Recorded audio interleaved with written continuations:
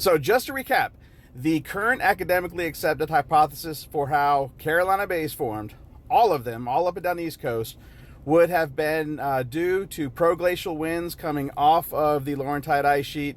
The Aeolian winds caused lake water or lacustrine water to swirl in a certain direction or a certain matter to reshape the ponds into the elliptical shapes that we see today.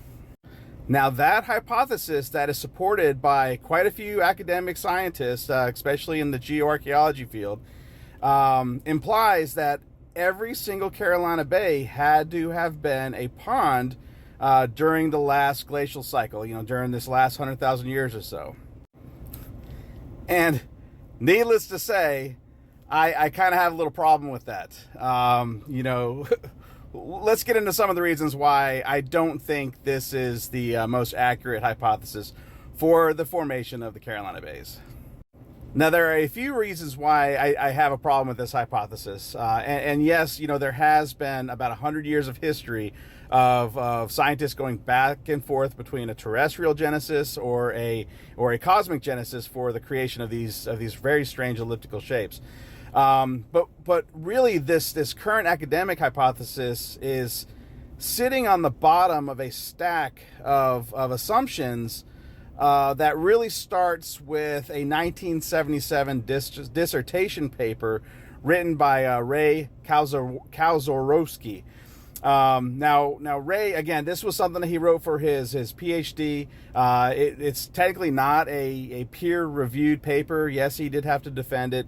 And to be honest, with the information that he had back in the late 70s, they were going with the oriented lake hypothesis. They were going with that, these things were created by wind and water, and he was set to prove that, and that's what he tried to do. And so, I'm 100% happy that Ray went on to be an oil gas geologist, from what I understand, and had a very successful career. But I will say that he never did get back into Carolina bays after this dissertation, so that may be very telling. Now, what he did to prove that these Carolina bays were oriented lakes was to get a sand table. He bored out a circular depression and filled it with water. And to be quite honest, right from the very beginning, that implies that all of these Carolina bays had to have been circular depressions. And I don't know about you guys, but that sounds like the actual definition for what a crater is. But regardless, that's what he did. He started off with a round circular depression. He took a fan and blew it across the water in one direction for 15 minutes, swapped it around 180 degrees, and blew it in the other direction for 15 minutes, and he did that for 4 hours. And this was the shape that he got. And that's not an ellipse. It's as Zamora likes to say, it's kind of like a fat football. It's not a perfect ellipse. It can't. We can't use the least squares method to try to prove that it's an ellipse. He made a great oriented lake, and again, I think one of the things that we need to get out of our mind is that Carolina bays are not oriented lakes. Again, we have to apply that all of these things were lakes to begin with, and it was the wind that blew them around to make that shape. And they couldn't even do it in the lab, and it's never been attempted again. So that's number one. First, it was never peer reviewed, and it's never really been verified at all. It's not verifiable. So going back to the scientific method, this is kind of bad science to use this as your main hypothesis for the formation of these Carolina bays when we can't even do it in the lab.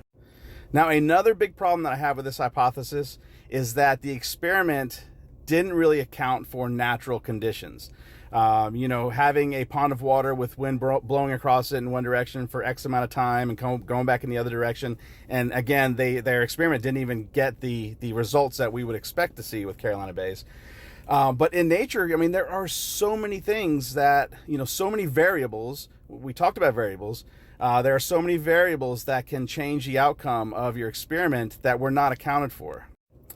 Local geology, local geography, was there a stream? Was there a stand of trees? Was there a herd of pachyderms, giant mammoths that were taking a nap on the edge of one of these ponds that would have affected the outcome being a perfect ellipse?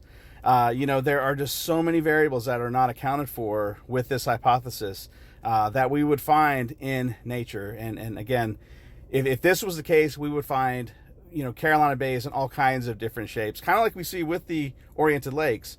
But that's not what we see. We see, very precise elliptical shapes with raised sandy rims, and they all have that oriented direction towards the Great Lakes.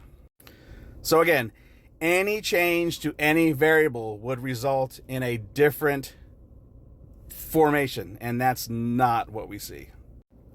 But this is what we see, right? We see these very precise elliptical shapes all pointed in the same direction despite their size. We have some big ones, we have some small ones, we have some that are overlaying other ones. How does this happen if these were created by wind and water? Again, keep in mind that all of these would have absolutely have had to have been ponds for so long that the wind reshaped the entire thing to make an ellipse. That big problem. And then enters the big mammoth in the room, the Nebraska rainwater basins. If these things did form as shallow ponds that were created or reshaped by proglacial winds coming off the Laurentide ice sheet over 100,000 years, or at least 3 different times over that past 100,000 years, then how do you explain the Nebraska rainwater basins? Because here we are, halfway across the continent, we find the same elliptical shapes, the same raised sandy rims, and literally the same orientation, but in the opposite direction. They are all pointed to the same spot in the map that the Carolina Bays were pointed to. And again, once we adjust to the Coriolis effect and hang time and things like that, they crisscross right over Michigan. So, is there a more plausible explanation for how the Carolina Bays and the Nebraska rainwater basins and the ones in Kansas and the ones in Texas and the ones that we find all across literally like 150 kilometers away from Michigan? Is there another explanation besides Aeolian and Lacustrian? I think so. I think there definitely could be a better explanation. So stick around. When we come back, we're going to get into a couple of these different plausible explanations that I think better explain the formation of these Carolina Bays and the others. And we'll get into a couple different people's ideas, including some of my own, and looking forward to it. We'll see you in a bit.